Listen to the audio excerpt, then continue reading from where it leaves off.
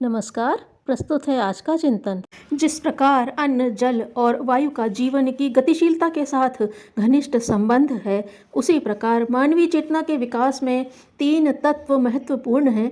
एक पितृ ऋण, दूसरा ऋषि ऋण, तीसरा देव ऋण। इन तीनों के संयुक्त अनुदान से ही चेतना विकसित एवं परिष्कृत होती है। इनमें से जिसकी जितनी कमी रह जाती है, व्यक्ति उतना ही पिछड़ा और गया बीता रह जाता है। पिता की वंश परंपरा लेकर शुक्राणु निःसृत होते हैं।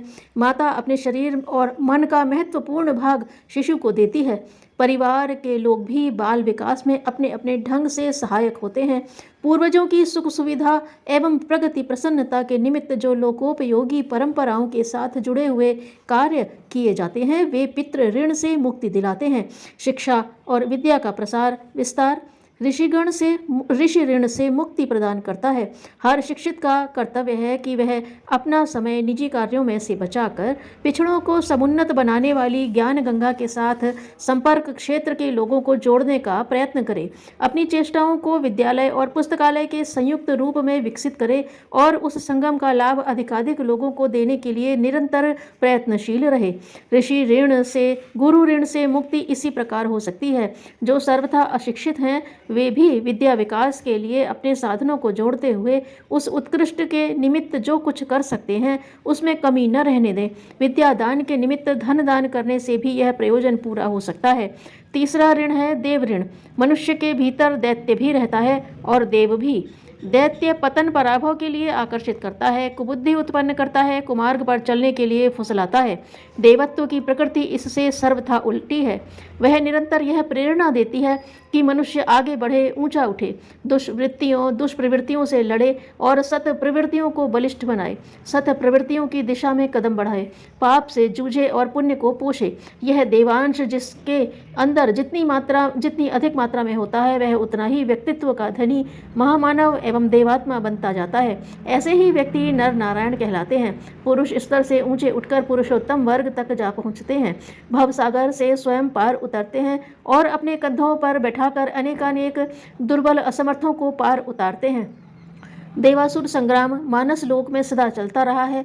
पत्नोन्मुख बनने में दैत्य तत्व कुछ कमी नहीं रहने देते और इसका प्रतिरोध करने के लिए देव वर्ग का प्रयत्न परामर्श निरंतर चलता रहता है। यही शाश्वत महाभारत है। यह मल्ल युद्ध निरंतर चलता रहता है। दोनों एक दूसरे को गिराने और अपना वर्चस्व जमाने के लिए प्रयत्न करते रहते हैं। निकृष्टता के अंश गिराने में कमी नहीं रहने देते, किंतु उत्कृष्टता का प्रयास यह रहता है कि पतन विजयी न होने पाए। वह देव संस्कृति के अधिष्ठाता मनुष्य की गौरव गरिमा को बचाए रहने के लिए अपने पक्ष का हर विधि से परिपोषण करे। यह गजग्राह की लड़ाई है। यही कौरव पांडवों का युद्ध है। इसी को वृत्रासुर और इंद्र का देवासुर संग्राम कहा जाता है। इनमें से विजयी कौन हो, यह संतुलन मनुष्य के हाथ है। वह जिधर भी सहारा लगा देता है, उधर ही का पलड़ा भारी हो जाता है। मानवीय चेतना किसे सहारा दे, उसकी बुद्धि किसका समर्थन करे, उसका पुरुषार्थ किसका पक्षधर बने, यह निर्णय करना मानवीय अंतराल का काम है। वह जिस पक्ष में अपने को सम्मिलित कर लेता है, वही भारी पड़ता है और वही विजयी होता है। देव ऋण चुकाने की आवश्यकता इसलिए है कि उसी परब्रह्म के अनुग्रह से साधारण जीवधारी को देव संस्कृति का अनुयायी बनने का अवसर मिला है। ईश्वर का युवराज उत्तराधिकारी निकटतम बनने का सुयोग उसी की अनुकंपा से मिला है, जो किसी भी प्राणी को नहीं मिला। उसे प्रदान करते समय एक शर्त जोड़ी कि अपनी अपूर्णता को पूर्णता में विकसित करे, तो साथ ही उसकी विश्व वाटिका को सुरम्य बनाने के लिए अपने कौशल का अधिकाधिक प्रदर्शन करे। यह दोनों काम एक दूसरे के साथ जुड़े हुए हैं। अपूर्णता को पूर्णता में विकसित करने के लिए जिन सत्प्रवृत्तियों की आवश्यकता पड़ती है, वे लोकोपयोगी पुण्य परमार्थ को संजोए बिना नहीं बन सकते। और जो पुण्य परमार्थ का लक्ष्य लेकर चलेगा, धर्म धारणा और भाव संवेदना में उत्कृष्टता भरेगा, उसकी अपूर्णताएं अनायास ही पूर्ण होती चलेंगी। दोनों पक्ष अन्योन्याश्रित हैं। सेवा और सज्जनता एक ही बात है। कीट पतंग भी किसी बड़े जीवधारी के उदरस्थ होते रहते हैं, पर उनमें त्याग बलिदान जैसी कोई भावना नहीं होती। भावना को सम्मिश्रित किए बिना तो क्रियाकलापों में जड़ पदार्थ भी संलग्न रहते हैं। इस निरपेक्षता के कारण ही निष्प्रह स्तर के बने रहते हैं और उस सद्गति को प्राप्त नहीं करते हैं जो उदार चेता पुण्यात्माओं को मिलती है। इससे स्पष्ट है कि महत्व क्रिया का नहीं, भावना का है। सत प्रयोजनों के लिए जिन्होंने बढ़ चढ़कर त्याग बलिदान किए, कष्ट सहे और प्राण दिए, उनकी यश गाथा इतिहास पुराण गाते हैं और देवलोक में सम्मान पाते हैं। इसके विपरीत भाव रहित कृमि कीटकों को पक्षी मारते खाते रहते हैं, पर उन मरने वालों को कोई श्रेय नहीं मिलता। इसका कारण उनकी भाव रहित मन स्थिति ही है।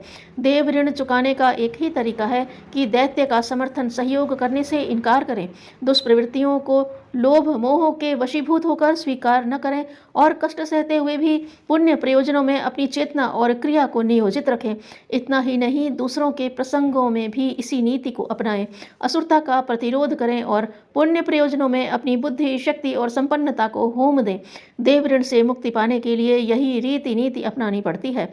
वातावरण का प्रभाव और अंतःकरण का उभार लोक प्रचलन से प्रभावित होकर अनीति के आकर्षणों की ओर ही खींचते हैं, जो इस दबाव के विरुद्ध लोहा लेते हैं और टूट जाने तक झुकते नहीं। समझना चाहिए कि वे देव ऋण चुका रहे हैं एवं देवलोक के अधिकारी बन रहे हैं। दुष्टों को उसकी दुष्टता का दंड मिले ताकि वे भविष्य में वैसा दुष्कर्म करने का साहस न करें। धन्यवाद।